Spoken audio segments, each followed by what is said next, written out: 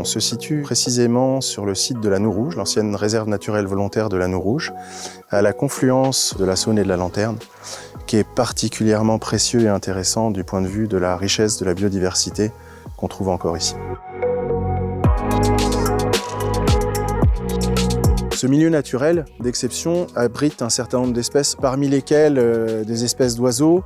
On a le milan noir, le râle déjeuner, qui est vraiment l'espèce emblématique des prairies humides françaises. Il reste quelques dizaines d'individus de cette espèce à l'échelle du territoire national. Et puis tout le cortège de l'avifaune prairiale, depuis les passereaux jusqu'au courlis cendré. La faune est particulièrement intéressante aussi du point de vue des mammifères, les chauves-souris par exemple.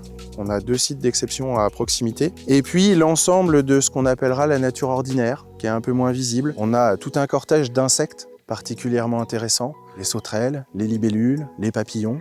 Tout ça fait la diversité biologique des milieux. Et puis évidemment, la flore, un certain nombre d'espèces emblématiques, la stellaire des marais, la graciole officinale, qui sont des plantes qui poussent strictement dans nos prairies humides et qui en démontrent toute la richesse biologique. On a, je dirais, depuis de nombreuses années, une prise de conscience très forte de la part autant des agriculteurs que des élus locaux, que des particuliers et même des entreprises locales sur véritablement la qualité de vie du secteur. Et cette qualité de vie, elle passe justement par le côté très nature et très préservé de ce territoire. L'histoire de la Noue-Rouge telle qu'on la connaît aujourd'hui, elle démarre il y a environ 20 ans.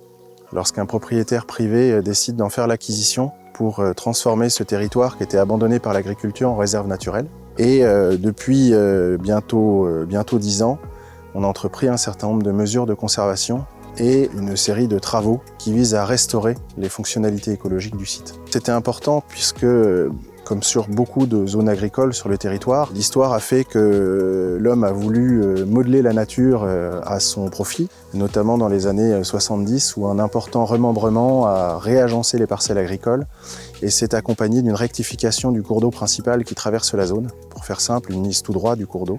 Toutes ces modifications successives ont contribué à assécher la zone humide, à appauvrir la biodiversité et à dégrader lentement les habitats. Donc l'ensemble des projets qu'on a mis en œuvre ici avaient pour vocation de restaurer les fonctionnalités premières du milieu pour qu'il puisse de nouveau devenir attractif pour les espèces. À la suite de cette première phase de travaux, on s'est attaché à compléter la restauration, notamment par l'effacement total du réseau de drains, plusieurs kilomètres de fossés de drainage sur le site. Et pour éviter les mouvements trop importants de matériaux, on a choisi de recréer un réseau de mares et de zones bases, de baissières, comme on dit ici, qui ont la vocation de fournir un habitat privilégié pour les espèces migratrices, notamment au printemps, qui peuvent faire sur ce site une halte migratoire et qui nous ont permis de redécouvrir des nouvelles espèces sur le territoire.